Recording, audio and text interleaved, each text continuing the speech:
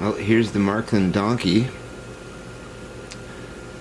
and after a rough trip from the UK and about 8 or 9 hours of checking it out and analysis of how to fix it, I finally came up with the idea that I'd have to silver solder the cracks that were in the dome, because the feed,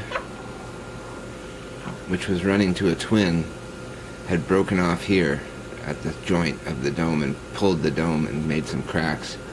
So I fixed that. I'm still working on some small leaks. It's very difficult to seal that copper up, and I have about 3 or 4 more spots that I have to get done here. But I'm marking them off and letting it get up to pressure. I've got the Stuart old version piped into it right now, and it's about a 10 or 15 psi boiler, I would say, running on methyl spirits. But this is the very old Stuart 10 with the #1 style stanchion. It's running quite well.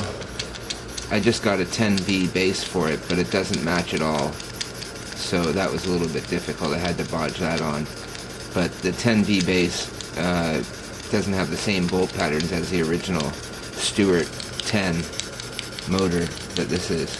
A lot of this stuff is handmade too. If you look at this, there's the back spine stanchion there is brass, solid brass, and hand fabricated. So it's running quite well. It's an old engine. It's probably 100 years old, I would say. Quite well made for the date and time, and very interesting handmade bolts and screws. So let's try the little donkey. It's an oscillating donkey, and worth salvaging, that's for sure. It runs really nice on steam.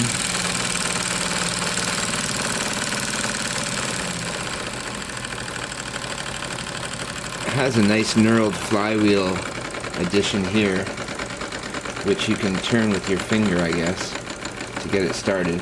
Let's shut it off. You can see that it's knurled. Has some ridges machined into it, very nice. And we're running out of time, so let's start up the donkey again and leave with that.